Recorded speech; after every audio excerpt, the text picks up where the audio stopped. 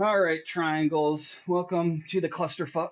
Uh, Today's episode, we're doing our interview. That is a makeup episode for supposed to be 2 weeks ago, about a week and a half ago, with Drake Iddon for CSM.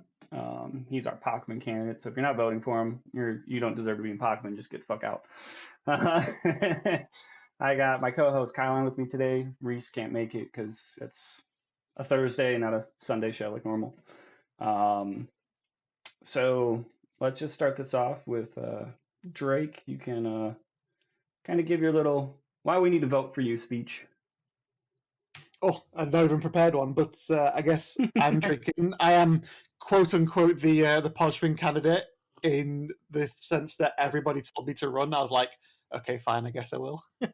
But yeah, we've gone from I say what 2.5 years, well, a year and a half maybe. We went from being mortal enemies, where absolutely everyone absolutely hated me and my gang sliding about in maledictions, to basically kind of uniting all of Poshfin against the outsiders coming in to try and take our stuff Yeah. and make it into the ultimate say Thunderdome. But Poshfin's not the only thing that I really want to campaign for in the CSM, although that is definitely a huge area that I want to help out, especially Eden Com as well, who kind of got the short end of the stick and still have been doing.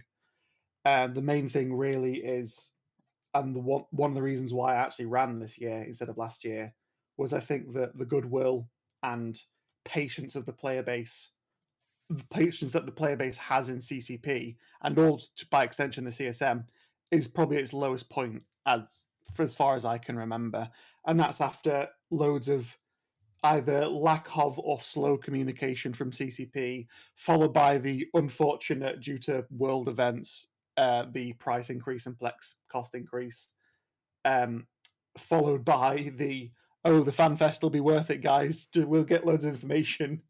And the fan fest was essentially, oh, we're not going to tell you here. You'll have to find out when it comes, but please pay for Omega. It was very, very badly mishandled. And one of the huge things I want to bring forward onto the CSM, and I am willing to annoy the hell out of CCP for it, as long as they get it done, is to make the CSM, the communications from CCP about anything and everything they're doing, a lot faster than it is now, or actually for them to do it and like probably months, if optimally months before it actually gets released, so no one's blindsided by it. Same thing with the CSM. Last year there was almost no communications from CCP and CSM on what actually was discussed. It was only until recently that we finally got a forum post of a list of the summary of certain points that was discussed in the CSM. That wasn't, I don't think that was enough. I think every time there's a CSM summit, the CSP needs to go away, collect the notes, the meeting minutes, and obviously they're going to remove certain things due to the NDA. Yeah. Fair enough. That's unavoidable, but I want to reduce that as much as possible. And put out a dev blog and say, look, here is the CSM meeting. This is what was talked about, so people can actually track in relatively real time what the CSM is doing for them, to show them that the CSM is a good institution to have. Yep. And later on down the line, that's going to be a foundation to rebuild the trust in the CSM and then in CCP. And eventually, I hope it gets back to a point where the player base is actively hyped on basically anything the CCP says. I remember from 8-9 years ago, before I quit for the first time, and I came back like 2.5 years ago now, when anytime CCP spoiled something or showed something, everyone was immediately like, oh yeah, that's a great idea. Oh, we can do this, that. How are we going to backstab and fuck over our friends and enemies, or both? And that hype's gone now. And I don't know if that's because of the way they've been doing the releases, or the fact that the communication is bad now, or a mix, but that's definitely something that I want to heavily lean into. And on top of that, I want to make sure the price rise situation never happens again. A huge area of that is CCP's monetization of the game as it is now is dog shit. Yeah. There's been so many people just screaming and screaming. We want to express ourselves in game. We're basically these immortal space gods that can't die. We have more money than entire empires combined. Yet I can't paint my ship how I want, and it's got to be in these certain colours, and I can't express myself. If you want cat ears, fuck it, you can have cat ears. There should just be rampant monetization of things that aren't material to the gameplay, Mm-hmm. as it were. So I want them to definitely push out loads and loads of skins if they have to. An ex-CSM member, Tamba, does, if everyone goes on the Eve Reddit, he's constantly pumping out skins in his spare time. And it takes him a couple of hours to do it, but they're in a format that works. So if a tool like that was released to the player base and then they maybe got a small portion of the Plex for the sales, obviously it would go to CCP, pass a quality assurance test, make sure there's no like hidden dicks anywhere, things like that. There's going to be some. Come on. Yeah, I mean, we are like, Eve players. like the Heart Surge Vagabond skin, but that one was intentional. We know that. Yeah. But yeah, just more skins. There should be the skin lore concept was you can disguise your ship to be any faction you want. So there's a baseline. Why can I not cloak my ships if I have a, let's just use my Panther? Why can't I use the Kalakiota skin from the Caldari or the Rodan shipyards from Galente? Those are the basic skins that should be on every hull, be reasonably cheap for Plex, and just be everywhere.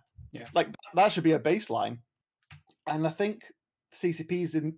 I assume they're in some sort of trap where they've said, "Oh, we're not getting much money from the skins, therefore it's not worth investing to them."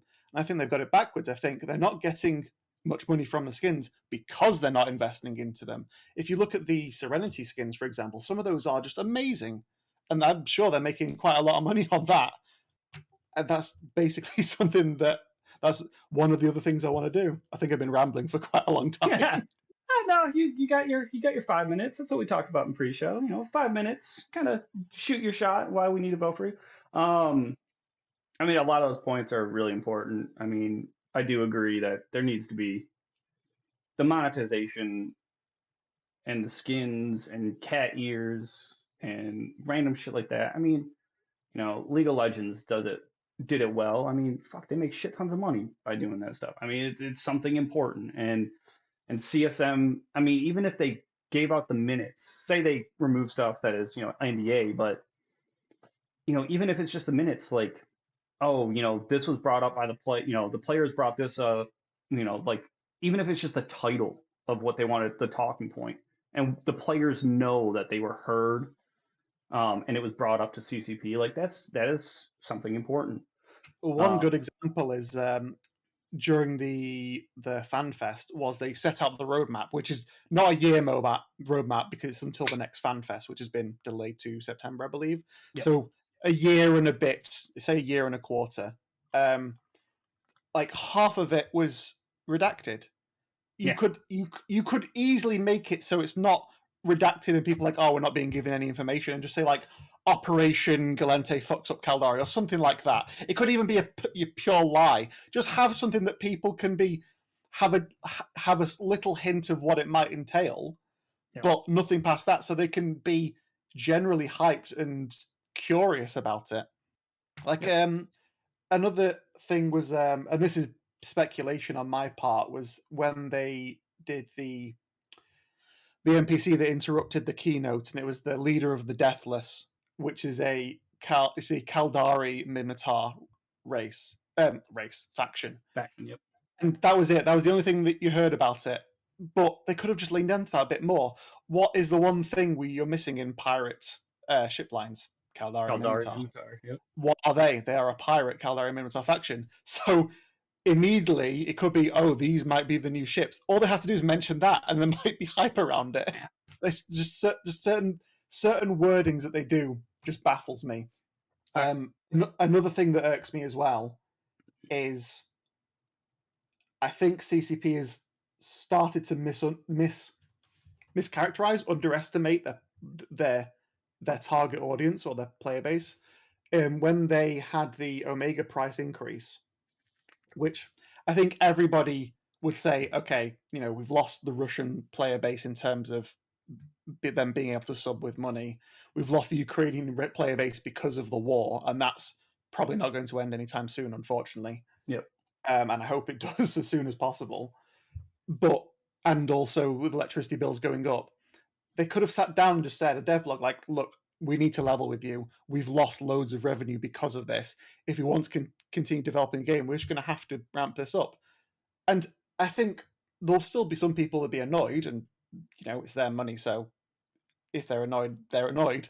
But instead, they did it through a marketing lens, saying, look, you're going to get such amazing stuff, and you can continue to get development of the game, which alphas get access to anyway. Yep. It's just putting it through a marketing lens was probably one of the worst things they could have done in that situation.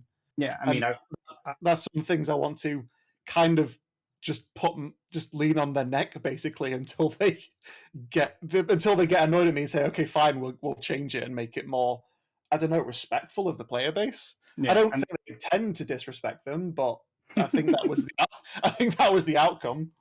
I mean, I brought it up in, what was it?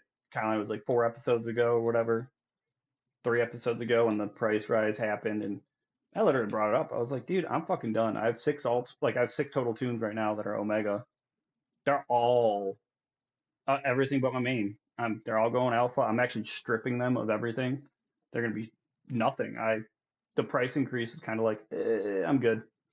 Go back out. I'll go back. You're not the only one who's done that. Oh. Yeah, I know a load of people that did. Like from our side, Aura has 12, 13 alts. Aura, the multi-boxing god of Poshvin with his millions of Osprey Navy issues. He was basically saying, I need to see what the discount is, and if it's basically a bad discount, I can't afford to keep all these alts. Like, I can plex them, but that's eventually going to run out. Yeah. Because there's so many of them. And that was another thing that they missed. They said, they didn't even say in the original dev blog, if you have alts, we are going to do a discount system for alts. But they didn't say that because they said later on, no, it's not ready. Just tell them it's not ready. Yeah. They'll understand. Yeah. It's stuff that really irks me, that is such just a basic part of fostering a player base, or caring for a player base. Yeah, and I think they've missed that. I got one thing before we really get into important questions, I guess, for Pacman and a couple other things. There's some things that I want to ask you your opinion on. But that video for the that they showed at FanFest, the We Are Kaldari one, I brought this up in a previous episode too. Did you not laugh a little bit as someone that lives in Pacman, going, oh yeah, we're gonna stand up to everything, and we lost 17 systems to those dirty trigs?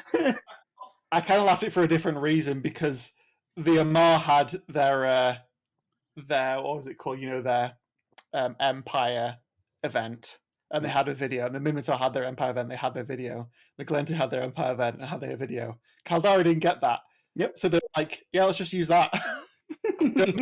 don't make anything else. Don't make something that hints anything. I guess it hints the faction warfare system.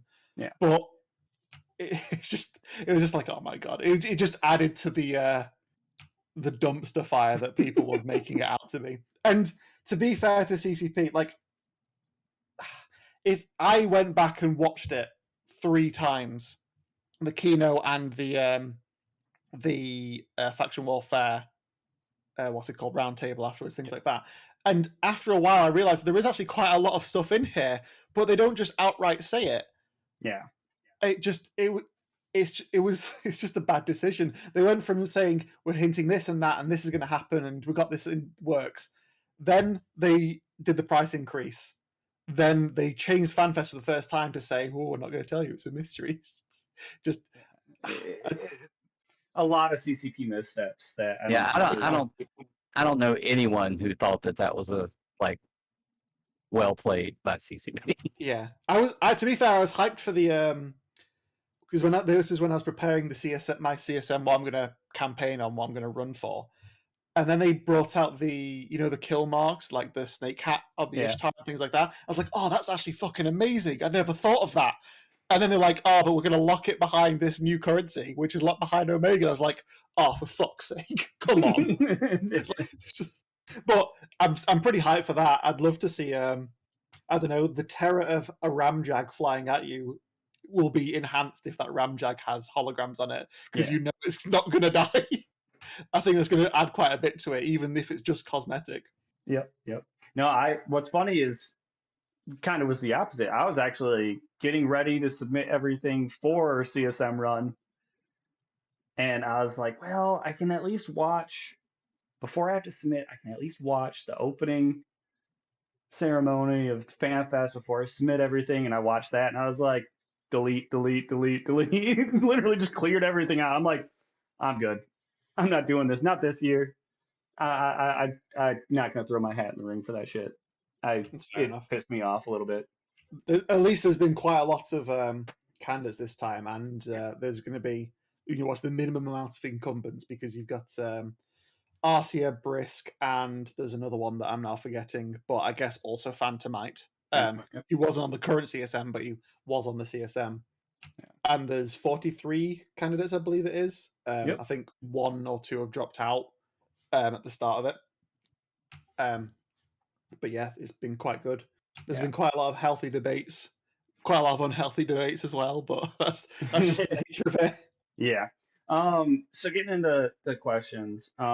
So let's just, this is the big one for me. Most of it's just shit that needs to get fixed in Pochvin and, well, pushing for some more Trig things, and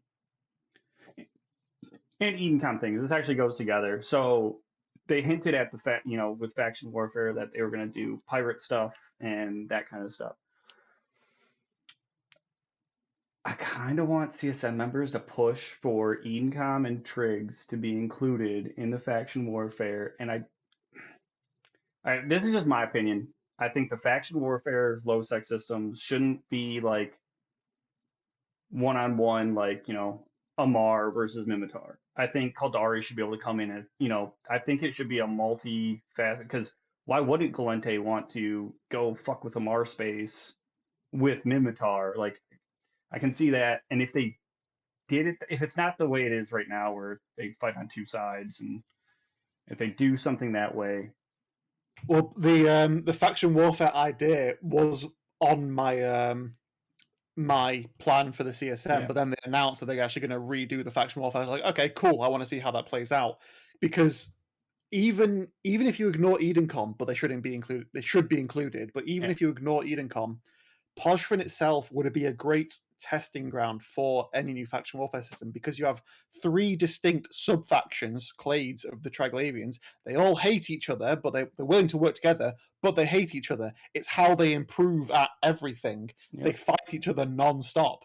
And you have a perfect 3-way system. That could have been, and you can add Edencom to the abilities to come in and mess with it, and I don't know what they get out of it, but that's things that can be discussed. But yeah, they said they could be adding pirate factions. I don't know how they intend to do that, but Triglavian is technically I don't know if it's going to be considered an empire faction or a pirate faction, because Edencom right now, lore-wise, are now trying to normalize relationships with the Triglavians, basically just saying, we give up. Please don't take any more of our stuff. But yeah, it's definitely something that can go in there. Yeah, I mean, well, I was thinking about it as, as a player, as a Triglavian.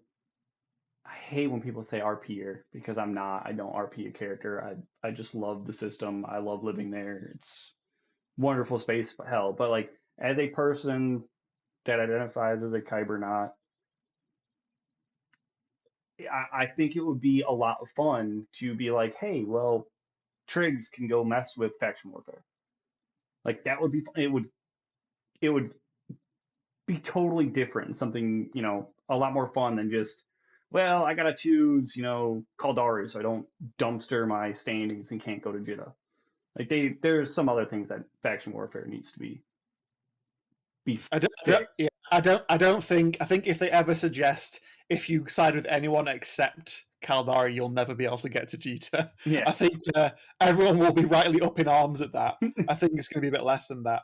But the way they're going to be doing it is, I kind of like how they're doing it. The concept of how they're doing it, where you don't have to become part of the faction. You don't have to declare your corp as an alliance, as a faction warfare corp or alliance. You can individually join. Yeah, and that's great, because one of the things I wanted to do was I kind of want to bring Podfrin content, the content of Podfrin content that makes Podfrin have so many fights, kind of to places like Nullsec and Lowsec, simply just to get more ways for people to generate money and also get reasonable, consistent, constant fights. Yep. And the faction warfare system now has finally done that. It's actually given people in Nullsec a reason to be able to, if they want to take a break or, you know, come out of Null for a weekend or however they want to do it, they can come out and go into faction warfare without having to give up their, you know, their Nullsec family. And I think that's a great idea. So I'm obviously not massively experienced with faction warfare, but I'm definitely stoked on how it's going to play out. So I'm definitely going to be keeping tabs on that. So one of the big reasons why I actually brought this up is because in the back of my head, when they announced that stuff, I was thinking about it. I was like, well, EdenCom's been fucked. Like, they don't really have an LP store. They can't access any of that. Like, they are royally fucked. Trig's LP store, half the shit, you can't get anything from it. And in my thought process, I was like, well, if they included them in faction warfare, you give EdenCom back access to and something valuable for siding with them, and you fix Triglavian's LP store somehow. Look, you just solved your problem. Like you didn't solve it because EdenCom still got the shaft, but you at least are giving them something. With them still siding with them, they can get something out of it, and Trigs can finally have a, you know, not jacked up fucking LP store. A constant reminder that Podfrin is not a fully completed space. Yeah. But yeah, it's a good point, because the items that are missing are pretty much all cosmetics, and that's probably quite perfect to go with a faction warfare like a Legion system. It can definitely work like that. I've got some EdenCom love on my list of things to do as well. One of the things is, I can't remember which patch it was. It was like 4 or 5 months ago. The Skybreaker and the Stormbringer got a roughly 50% buff to their damage. This is before the bounce has changed to 10. But the Thunderchild didn't get it. The Thunderchild's base damage is actually criminally low. So first of all, manage go up, because no one uses the Thunderchild right now. It's a bit of a shit for its size and cost. So the Thunderchild needs some love, so that buff could be to go there. It could possibly use another utility high. I don't know why the Lashak has so many and it has one. That's something that needs to be looked at. The other thing was, I think Vorton should be made more consistent, like actually have rules for the bounce targeting. Because at the moment, you could be in a Thunderchild and fire at 10 battleships that have drones out, and it'll hit a battleship and 9 drones. Yeah. And it's not going to apply anything to those drones. So in my example, what I did, obviously it can be up for debate, but small Vortons prioritize drones and then frigates, making it the king of anti-drone, which it basically is now, but it cements that. Mediums could be frigates then destroyers, or destroyers then frigates, and then the large Vortons could be cruisers and up, because it can apply to crews as well, as long as they're not micro updrive. You know, they're going fast, because they can apply well to that. Yeah. The other thing for EdenCom is, and this is both a pro and a con for them. One is they are immune to all E-War besides ECM, because the E-War systems don't affect them, the targeting disruptors and the guidance disruptors. Implants don't affect them, drugs don't affect them, external effects don't affect them. If you have a Skybreaker in a Wolf Rayet, it doesn't get any bonus damage. That's stupid. It's a small weapon system, it should have it. Yeah, so you don't even, all you have to do is just allow the implants that are currently in place, so any guidance, you know, any explosion velocity, explosion radius, turret optimal range, and then just damage or rate of fire, those implants should affect them. The drugs for the same. Why pyro doesn't affect them? Because it affects everything except Encom. That's stupid. And the external effects as well. And then on the flip side, obviously to balance it out, they need the E-War to affect them, which is fine. You know, they had Vorton boosters when the ships first came out, and they all expired and they never released anymore. Yeah, exactly. At the very least, if they're not going to do that for the implants and drugs, we could make those ones, either purchasable for LP or something, or manufacturable. Yeah, that's pretty easy to do. DED LP store. That's where you get the rest of the Edencom stuff. Yeah. Pretty much. I really do think, like, if they did it, I mean, fuck, I would literally love to watch them just push all that. Like, that's the reason why I brought it up. Just push it all into a Edencom LP store and bring Edencom and Trigs into faction warfare. Because that'd be fun. If they do some fucky stuff, like add the trig effects to a faction warfare system and watch people freak out. I've been on comms with some of our new bros, and listening to them complain that they can only target lock 4 things, it is the funniest thing ever. I'm like, dude, just get used to it. You live in Pockman now, like, get used to having half your target locks. Dude, back when I was flying basically only the Tyrannus, I could lock 2 things. Yeah. Do you know how much of a ball like that is to defang drones when you can only lock 2 things? And one of them has to be scramming the thing you're fighting. Yep. It was absolutely maddening. But yeah, that's just how it is. However, there are ways to get around it. It's something that the Viet Cong of Poshfin should get wise to. You can get rid of that effect. Yeah. Should I go? No. Let's not break things right now. We don't need to let people know. We need to, let them keep underestimating Pochvan and dying to us. Yeah, it has been fun though. One of our science experiments where people would go in with like 1, maybe 2 Logi ships, and then suddenly, for some reason, those Logi ships started wrapping less. We don't interact with the site at all, and they just all die, and we go in and collect the loot. Yeah, that's what we used to do. Kylon, I know you might have some questions, but I have to ask this for Reese, since he's not here today. Drake, we need those fucking ore belts in Pochvan fixed.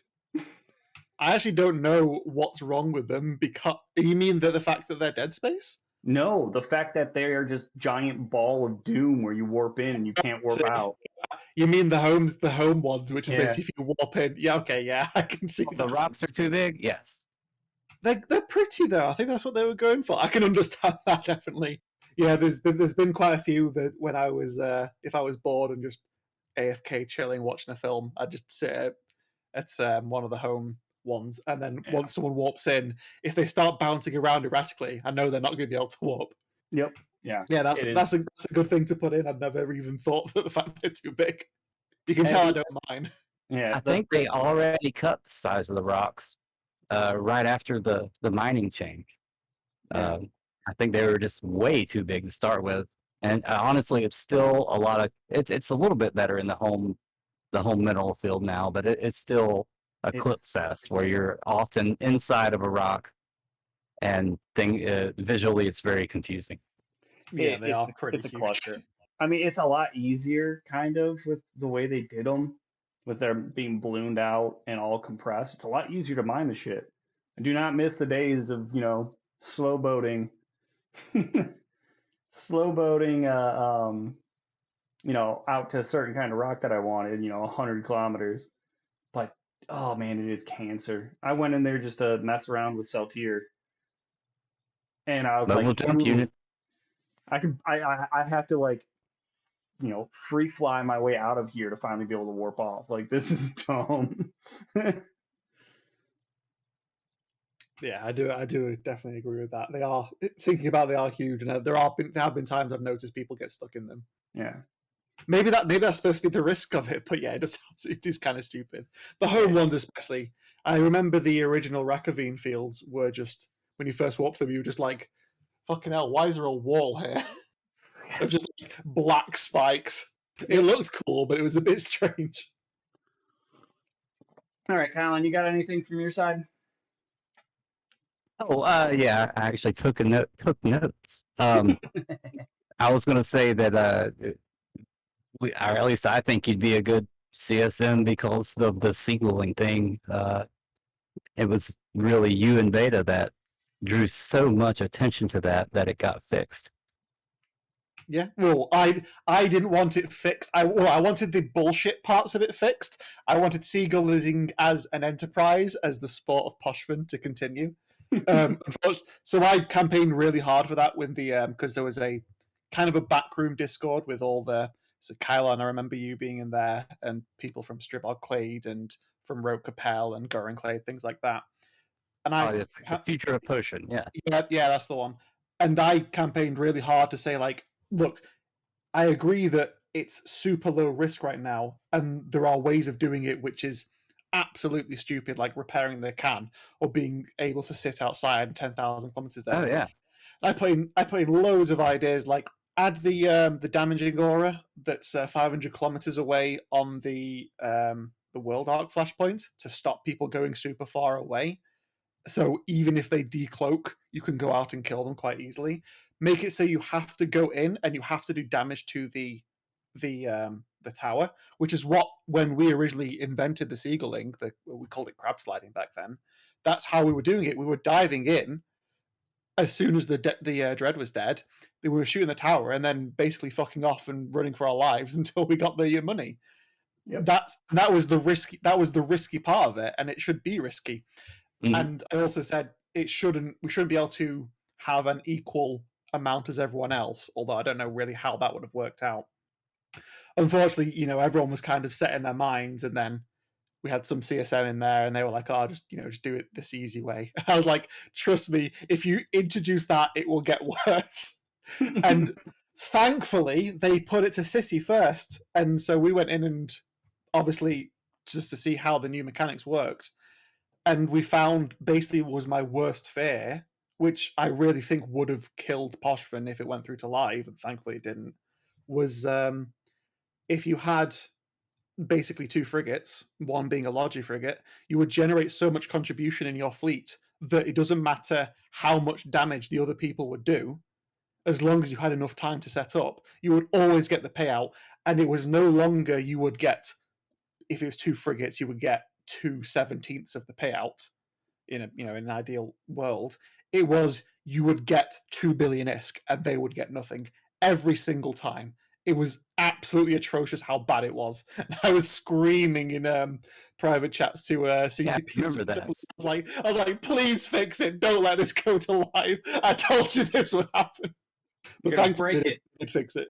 Yeah, so I guess Castle Kickers, myself, Beta Page, and the rest of the crew back then, we broke Poshvin, we changed Poshvin, and then we fixed that part of Poshvin, so it survived. Well, you had I think you probably compelled every single other Potion resident to report it multiple times. Yeah. I remember we had obviously, because this when we were essentially at war with Kybernaut and Strivog and basically the Blue Triangle, everybody in there.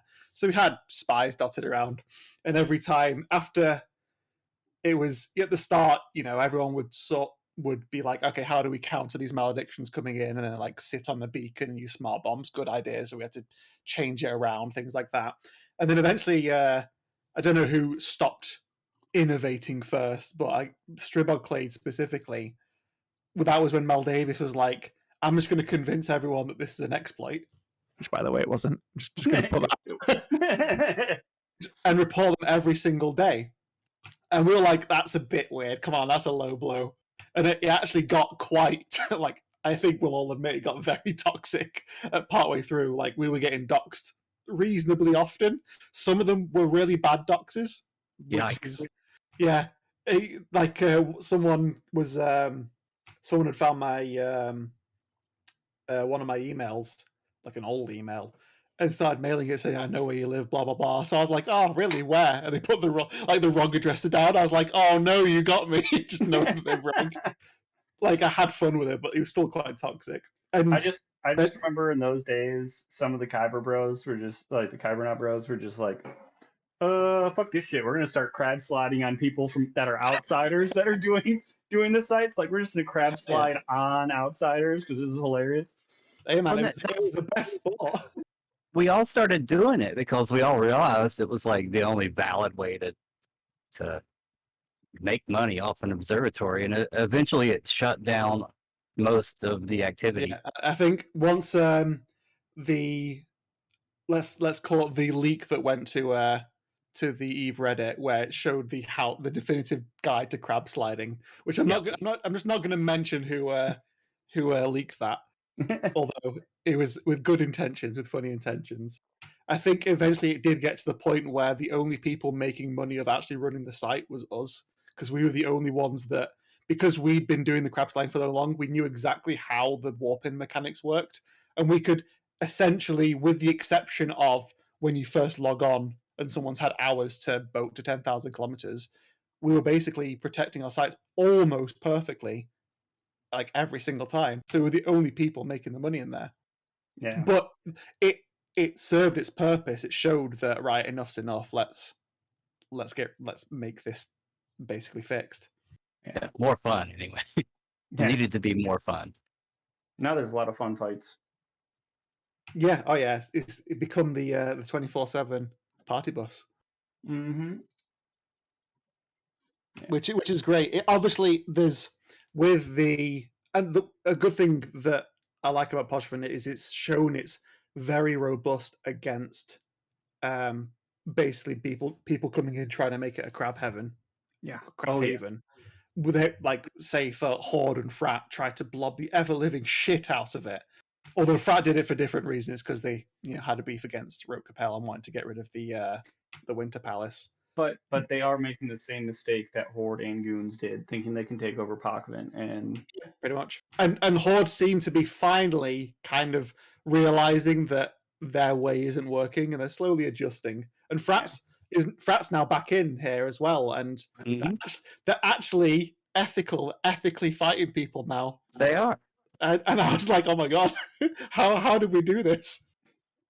But yeah, Pakvin's making people be legit. The only issue is, as resilient Podfin is to that kind of stuff, it still needs to be monitored just in case it does get to that point where people are only crabbing. Because right now, I would say obviously it's a lot more risky than wormholes, and it's raking in way less money than wormholes. But it has the potential of, if everyone gives up on it and there's only one group running it, or like say a blue triangle, like a pure blue triangle, then all the losses will go down, and that the MER, the ISK income is just going to ramp up, because there's almost no ceiling to the amount of money you can generate in there. Nope. So it definitely needs to be just have an eye on it. Yeah, eye needs to be on it, and I mean, Pakvin's back kind of to how it was a Thunderdome. There is no blue triangle anymore. What do you think is part of that formula that makes it work so well? Is it the payout algorithm, or what? I know that's a big part of it. There's the huge golden carrot of the payouts, which is making people undock, because it is a almost infinitely optimizable way of making money. Infinitely is a stupid word, but like, you can optimize it better and better and better. So people will always be motivated, like, yeah, I'll go in for an hour and get a billion ISK and get some good fights. But the other thing that's made it so useful is, one, there's a limited number of sites. There are 3. And the second of all is, it takes time to run the sites. First of all, if you get there first, it has to do the pre-spawn. And obviously you can help that along a bit, but that takes a few minutes. Yeah, you have to sit there.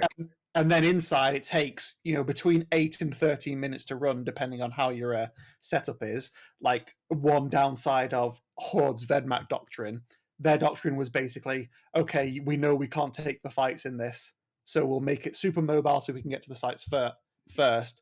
And if we need to disengage, we can, because we're in cruisers. The downside of it was, it takes them a lot longer to run the sites, which make actually the reduction in risk that they got from their doctrine is then almost entirely wiped out by the fact it takes longer to run them. And on the flip side, if you do like a super blingy setup and you can run it in 8 minutes, you're now a slow comp that can be caught out on gates and things like that. So it's the fact that you need to travel reduces the farm. The fact that it takes time gives people the chance to come in and fight for it, and the fact that it has so much money means everyone's always willing to fight for it. Yeah. No, I agree with that. It's the perfect mix. Mhm. Yep. No, I totally agree with that. I mean, it is a content driver. I mean, some of the fights that happen even outside before, on the gate outside. I mean, it's a content driver. People fight tooth and nail over it, and it's great. The only thing that I think needs to be improved is I think there should be a similar thing for smaller groups for, say, like frigates and destroyers.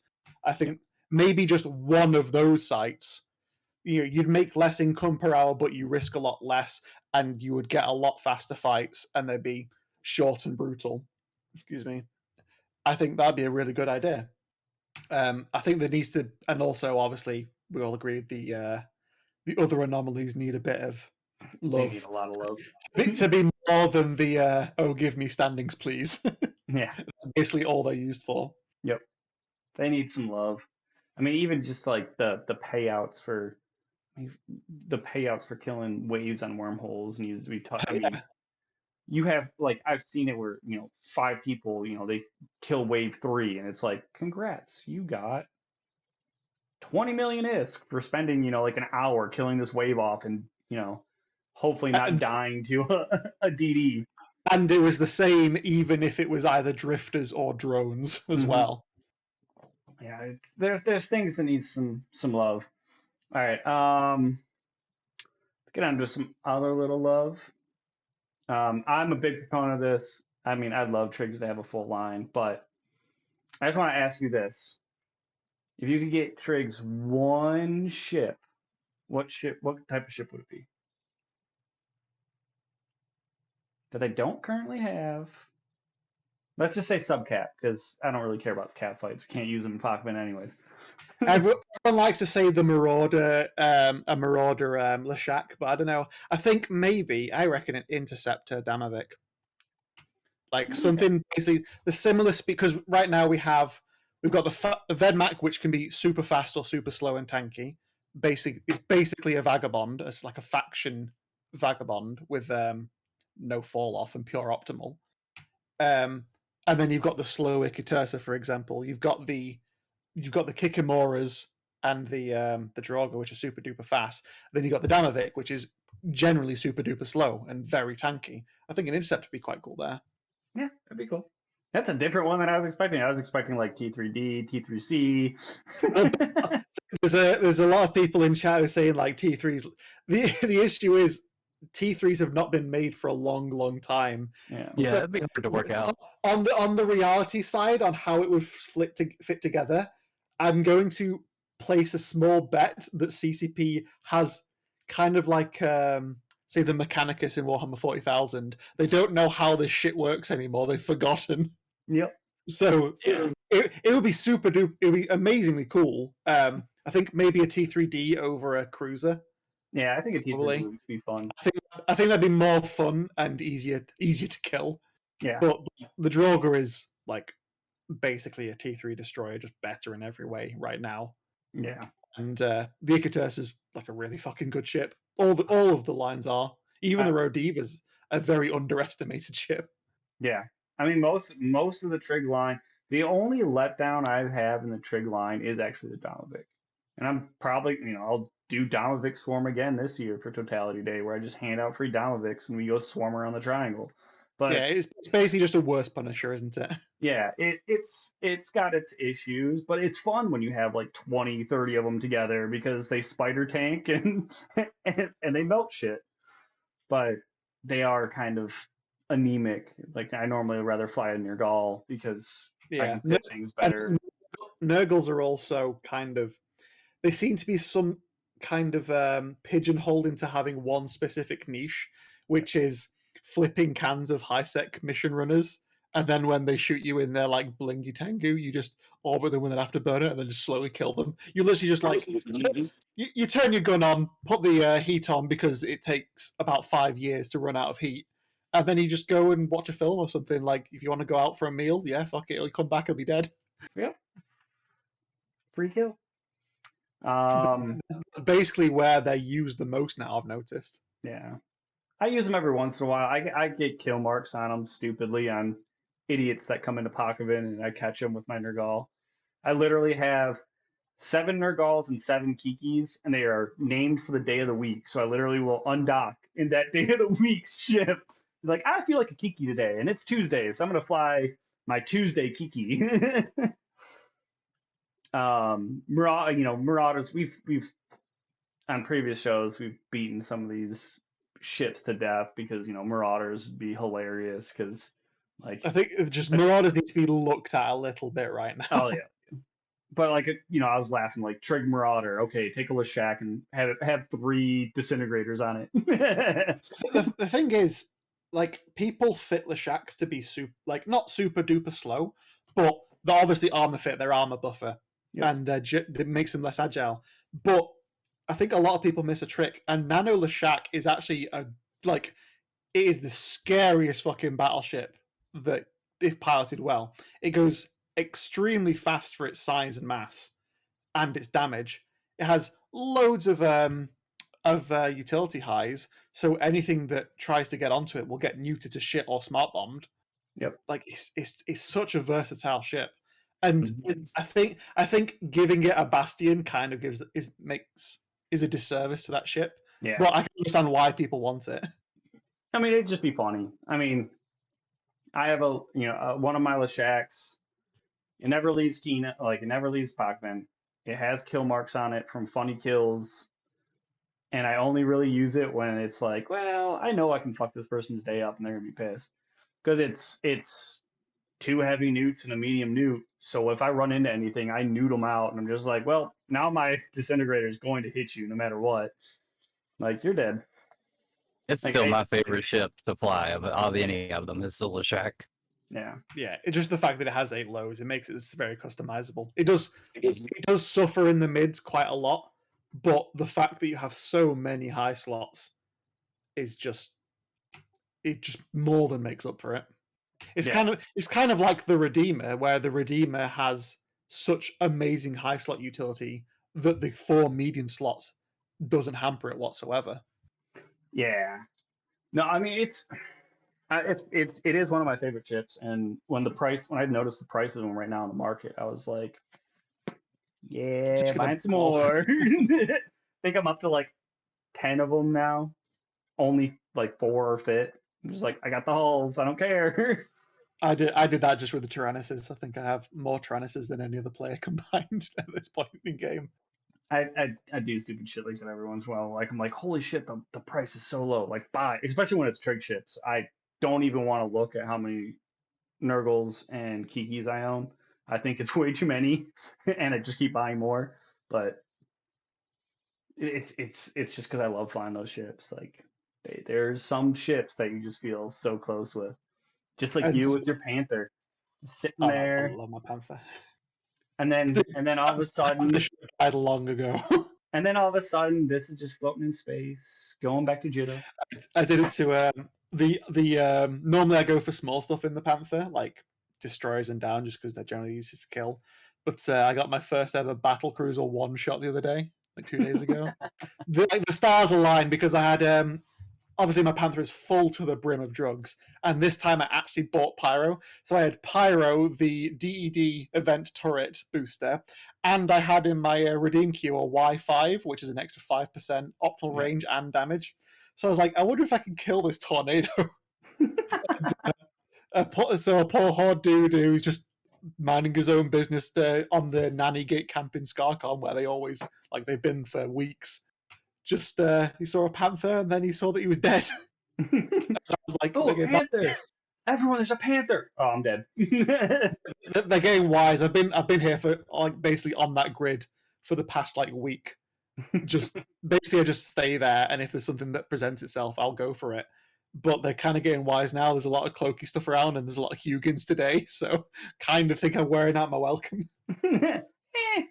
Just move one system over and wait for stragglers to run through.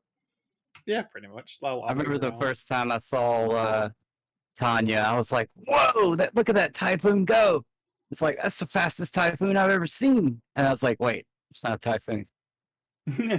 It's people. I think people, the first time people see it and they see me decloak and they just burn for me as fast as they can, and they realize they're not getting closer because I'm going 4 kilometers a second uncloaked. They're like, "What the fuck is on that thing? Is that like overprop or something?" Very unnatural looking. It's great. I'm up to I think I'm about 119 kill mails on it at the moment. Oh damn! Very nice. Yeah, but it's basically the ship that if it is about to die, like even my corp mates are getting in on it. They're like, we're gonna scavenge that for parts. There was a Deadpool, a bet to see when it would die. There were quite a few bets on there. They've all failed so far. No one knows why it's alive. I don't know why it's alive. I've been caught so many times in it. Just somehow I get out. So I make it more expensive. Yeah, sometimes we laugh about that with one of our corp mates. I mean, he loses his confessors, but we're always just like, yeah, if he's ever out in a confessor, That's total.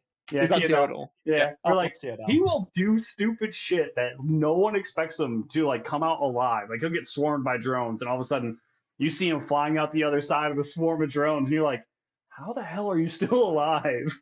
If it's an overprop afterburner confessor, those things like will tank for days. Yeah. Those things are amazing. Actually, I really wish I'd trained into them, but like lasers aren't really my jam. It's either blasters or arty and nothing in between. I guess rockets as well. I mean, flycatchers. You're an 09 player. The character I currently play is an 07 tune. I still have my OG tune from 06 on my account. I just can't biomass him. I'm just like, he's my original tune. He's my claim to fame that I started in 06. Not that I, completely went, this character is set up like garbage. I need a new tune a year later. If it sounds like garbage, you can always just trade more stuff. But yeah, like I did have a 7 or 8 year, like I basically went to uni and did other stuff, and I didn't have time for Eve or the money for Eve. So, and then obviously we had this great thing where everyone could work from home, and obviously people were dying, so maybe it wasn't that great. the great pandemic, and the release of Echoes came out, and I was like, oh, I'll play that. It's on my phone, got a bit of time. And I played it for like a day, and I was like, wow, this is shit. I really want to play the actual Eve, so I just resubbed. I lasted 5 minutes on Echoes. I literally lasted 5 minutes, and I was like, nope, fuck this. Subbing into Eve. It really gave me the nostalgia, but I realized it was just like it's like Eve, but it's not really Eve. It's Eve super light. That's basically what caused basically got me back, and I came back knowing basically fuck all about the game, and I was like, what the hell are Triglavians? What's all this stuff, and what's all that stuff? There's two things. Okay, so this is what I think it was like June of 2020. Peak of everything being shut down pretty much, and I was just like, I'm a geologist. I was doing, sampling some groundwater wells. I'm bored in my truck, and I'm pulling up YouTube videos, and I somehow an Eve one popped up in like recommended videos. I'm like, I wonder what the fuck's going on in Eve these days. Start watching videos, and I was like, fuck, there's a war popping off right now. There's these new people called Triglavians, and their ships look baller. Like, went home that day, pulled out my freaking, what was it, 8-year-old laptop, and was like, I think this thing can still run Eve. Maybe on potato mode. I gotta start playing Triglavians. Yeah, that's about when I created my tune. The first Triglavian content that I interacted with when I came back was the muted plasmids, and it was my ex-housemate was like, oh yeah, you can roll stuff now and change the stats. I was like, oh, that's really cool.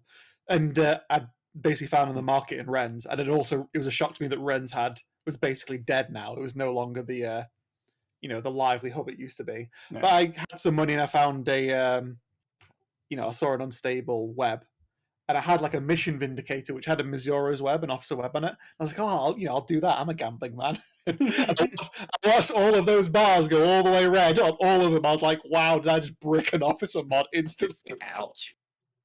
Yeah, that's the first introduction to Triglavian content.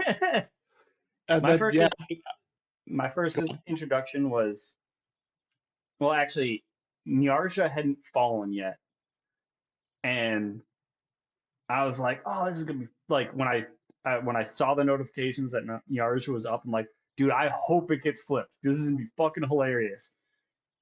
And then I'm looking at it, and like it flips, and I'm already out in Jeddah, like I'm getting stuff moved around, and then it flips, and I go, fuck. I just remembered all of my shit is in a Mars base.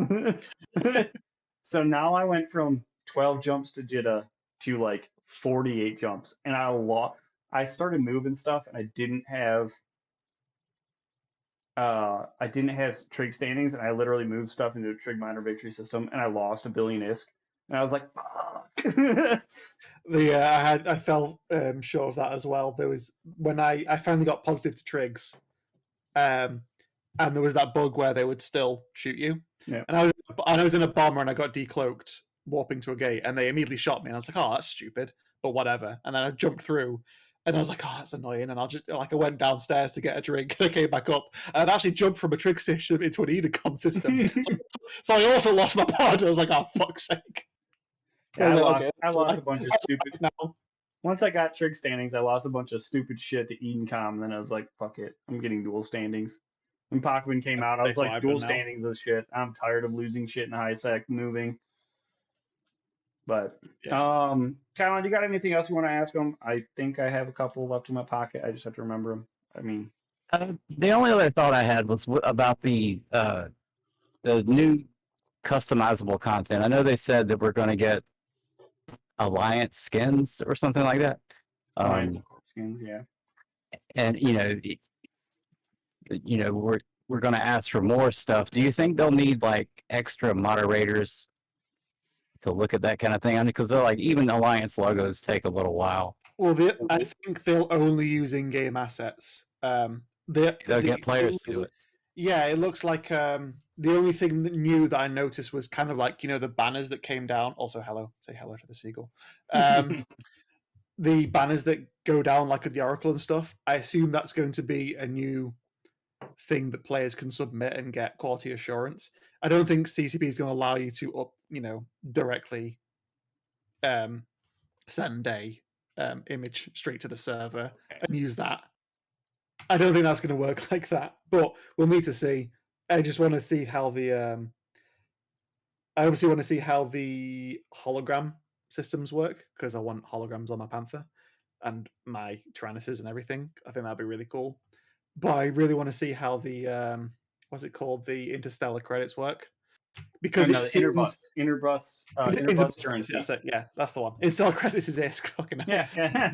The interbus credits, it basically just looks like a front. Like, this is the skeptic in me. It's only a front for how they're going to make people donate ships in order for them to sell the packs without it being an affront to the economy. Yeah. I'm sure there's other stuff as well, but that I kind of want to see. I think that's going to be the Achilles heel of this system. That basically definitely needs to be looked at and monitored, just to see if there's any basically not shady shit, but shit that's going to piss off the player base.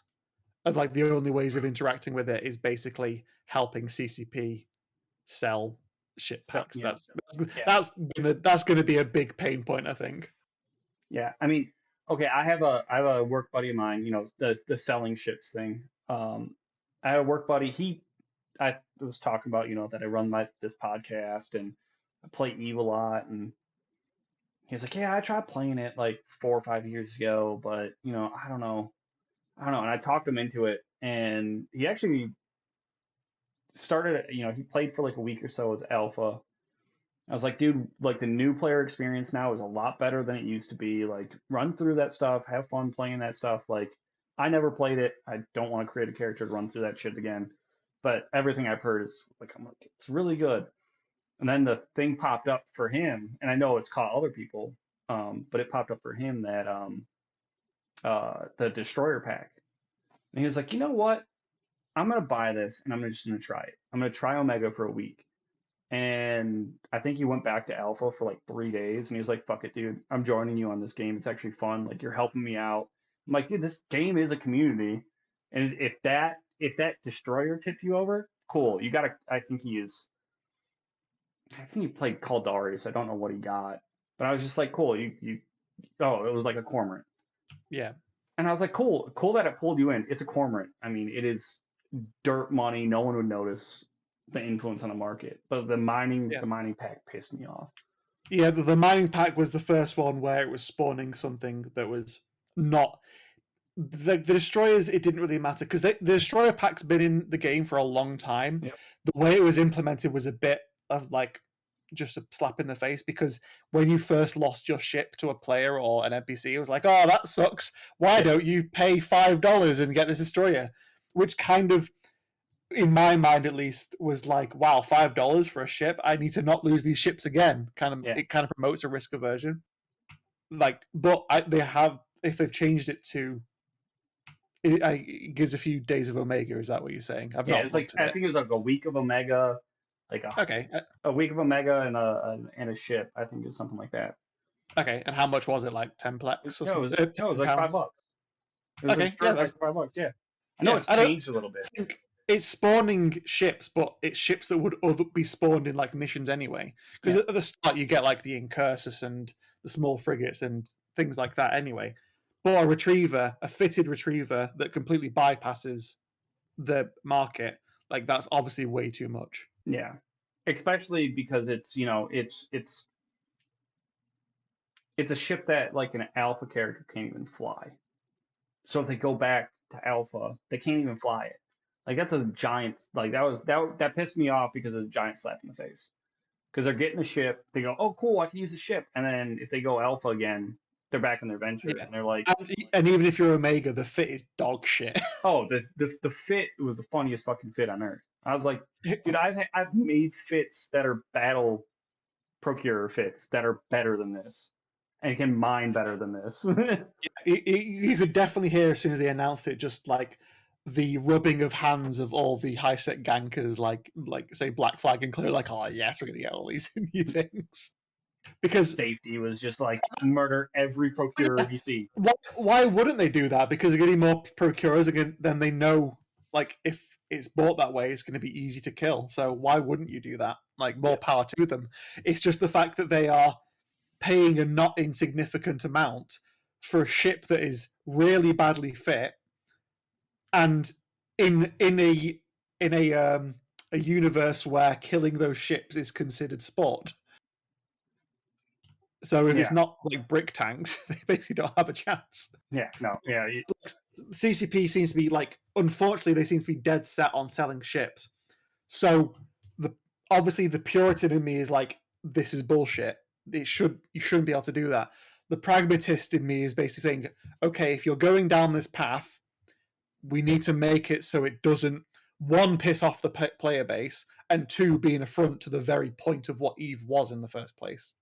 Like where everything is built by players. They've definitely responded to that, with the last year's CSM or this year's CSM open letter, and then they pulled it, and then they said, we are going to bring. They even said we are going to bring it back, but we're going to change the system so it's not fucking up the economy. And that's fair play to them. They actually said we are going to bring it back, but we're going to make changes. That's good communication. I think they should continue that. Yeah, good communication is great. And I mean, the Wallet Warrior does make CCP some money. I mean, I milked it a little bit. I busted out my credit card to buy Plex before the changes, because it's like, I'm gonna buy this Plex and I'm gonna hold on to it. I'm gonna sell it when the Plex is super fucking expensive. A lot of people did that. Like the amount, I'm sure CCP made a load of money. Oh yeah. It's just that the current CSM has definitely expressed opinion that the metrics that CCP uses is not either optimal or useful. Yeah. So I'm kind of half worried that when they announce the price increases and the Plex increases, obviously prices are going to go up. Why would you not secure, if you're going to continue playing the game, why would you not secure a long sub time now so it doesn't go up in the future? Like, anyone with a brain knows that's going to happen. I'm kind of scared that CCP hasn't, or the people that make the metrics to present to their bosses, because they want to make themselves look good. Everyone does it.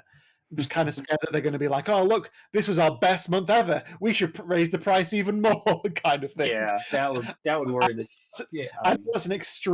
it's an extreme kind of absurd point, but it's just there's a chance. There is that chance, and that worry, like some of the stuff CCP has done worries me. Like some of their like metrics and stuff, and that like has come out from like old CSM members that their NDA finally ended, and they're like, dude, their metrics that they're coming out with are so bad and not even proper. They're like, oh yeah, people love this skin, and it's like, no one likes that skin. Like, I think it's the other way around. Though, I think they were saying that it wasn't popular, and everyone's saying like, well, yeah, just put it on more ships or something like that. yeah. I think you're referring to the Zenoria release, which Zenoria's spoken to me a Zenori lot as well. in the past. He's a special boy. Zenoria's a fucking character. Holy shit. We always laugh about Zenoria. So sometimes it can be too much because Zenoria hangs out in our like he's basically kind of a member of Castle Kickers now. He's hung out with us so much. There's only so much competitive Gwent talk that I can handle. Like, come on. But like, I think he had some okay takes in there, but some of his takes in his Reddit thread were kind of stupid. Some of them were and basically wrong. Yeah. Yeah. Like, no he one actually gives a talks shit. like a normal person to y'all, and that's refreshing. Say again, Kylon? He talks like a somewhat normal person sometimes when he's hanging out with y'all. So I mean, sometimes. Sometimes. Yeah. No, he's still as a Nori I remember from years ago. He's a character. There's times where like, we'll start traveling around the triangle and Clokey is looking for people to ruin their days. And we'll just be like, that structure didn't have a timer yesterday, and then we realize like, oh yep, Zenario was probably up all night long roughing that structure. The funniest thing was when he was like basically on a rampage refreshing these structures, which almost never got anywhere. Yeah. And the Pocos as well. There was someone got in an argument with him, and he was like, "Oh, I do all this all day, and I'm reffing these structures and making content. What do you do?" And the guy was like, "Well, I just fight other people and actually kill stuff." And he was like, "Oh, that's cool, I guess." I mean, I get it. We want structures to go down, but yeah, he is a character. Like he is the purest form of a character where you're just like, he's just kind of a feature of Pockman now. You just got to deal with him. Oh yeah, he was like, "What are you doing to fight null block proliferation or something like that?" And he was like, "Well, we want to shoot their ships." My response like, yeah, that's cool. That's cool. I'm not in a null block. That's how I'm fighting null block proliferation in Pockman. But all right, let's start winding this down. I mean, I'm sure Drake. Maybe I'll ping you and get you on another show in the future because it's fun to have. It's actually fun to have you on. As much as I mean, I did make sure this episode was named after you. It's a seagull. I'm interviewing a seagull. I'm not interviewing Drake Iddon. I can get the mask out. I actually don't know where the mask is. 1 second. 1 second. Yes, indeed. Yes, the iconic seagull mask. Yep. That pops out every once in a while. I think that was my best ever investment on an Amazon shop. I think it was funny when I saw you on one of like on TIS or something, and you were wearing that, and I was just like, dude, this is hilarious. That episode was a complete shit show because I'd muted the mic and then put the mask on and forgotten, but because I couldn't see a fucking thing, the mic, if it's muted, blinks at you to say, I'm muted, you're muted. Right. I couldn't see it, so I was talking, but no one could see my mouth move to say that I was muted. Yeah. It looked like you were just like doing some sort of mime thing. We saw you gesturing like you were talking, but yeah, we didn't hear anything. That entire thing. I'm fairly sure who was the other one that was on. I think Jas was on. I think Jas was like completely wasted by the end of it because he was just like, I can't believe this. I'm just gonna have more wine. All right, so we'll do our I'll reach out to you, Drake. I mean, you're in the Discord now, so whether if you stay CSM, you'll keep your CSM tag. If not, you'll just go to super awesome guests. Yeah. I honestly don't know what my chances are for CSM because obviously we're a tiny community, so we're always going to be on the back foot because we're not part of any huge blocks. I've seen you put on some of the blocks well, not necessarily blocks, but I've seen you put on some. On some of them, I'm on the Phantomite, Turbo Feeder Glory, Phantomite. Glory, Phantomite. There's another one as well, and the people from their Horde in ScarCon said, like, some of them saying, "Oh yeah, vote for Draco." So I was like, "Really? I only talk shit to you." It was genuinely surprising. So we'll do our normal wind down though. I have nothing. I have literally, I mean, I'm not on Zoria's casting couch anymore. Been moving into my new place, so I'm not streaming and playing Eve from my couch anymore. I set up my office.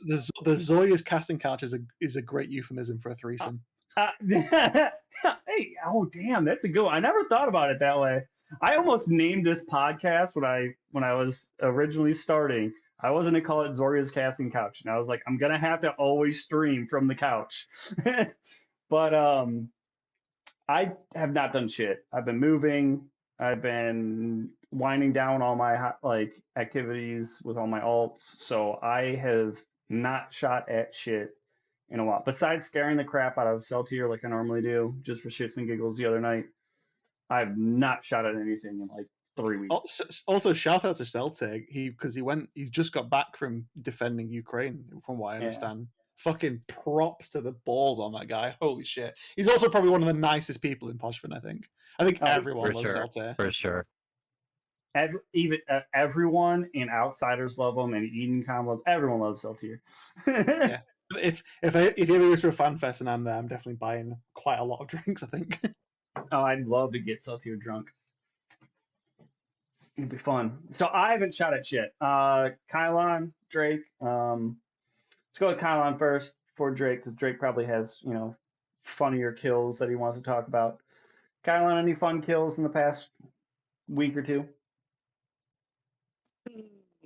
Let's see. Probably the funnest thing I've done in the past couple weeks was the kitchen sink room around the triangle, where I think we killed a number of things. Let me see. I know we killed a sacrilege. We were flying a bunch of Damavics and whatnot. There you go. Kylon's like, man, my killboard's so green, I don't know what to choose. I got trolled by one of Jazz's boys. I basically haven't died for so long, because I've only been in the Panther, and somehow that's not died, like, against all odds. So I eventually got on Seagull, the recent tab, which is the last 3 months. I finally got to 0 losses. I was like 100% and everything. I was so proud. And then I think I must have said that, and they noticed it. So someone delivered a shuttle to a hangar in Jazz's wormhole as he was getting evicted. So now I have a 3,000 ISK loss mail on there, and I'm like, why would you do that to me? That old trick. That old good trick. I think in terms of funny kill mails, I think I probably got 3. One was unfortunately the one of Kylon's boys, Leonidas. I happened to find him in his. Leo's. Well, we have a Leo in our corp. Yeah, he was flying a Lashak in Kino. It's probably ours. And I just happened to see him in my Widow, and I was like, oh, I could probably take this. And I think I 2-shot him, which I wasn't expecting. Wow. So that was quite funny. The other ones, I guess the tornado kill I got the other day in 1 shot. And then probably the funniest one recently was some random dude who was shooting at a bubble on a gate, just in a mower. Was it a mower? Yeah, I think it was a mower. And he saw me appear on grid, and he started shit-talking me, like, come out to play, I will kill your little stupid panther. So I was like, fuck this, I'm killing this guy. Well, I wanted to shoot him. I didn't assume I'd kill him. But so I started tagging him, and I just wrote the words in local, vibe check. And that mower disappeared. I was like, oh, didn't mean to do that. So now there's basically the running joke: if I don't kill something, it's because I didn't write vibe check in local, and if I did, I didn't write it fast enough. Yeah, there you go. All right, what's this dirty kill, Kylon? Oh, canola fight. Yeah, I was actually in a Cerberus. It looks like I thought I was in a Demovic, but I think I lost the Demovic. Oh yeah, I lost the Demovic, and I found a Cerberus that I was keeping in Krill, and I got in that. I got ships all over the place now. It's not a bad fight. It's a little fun one.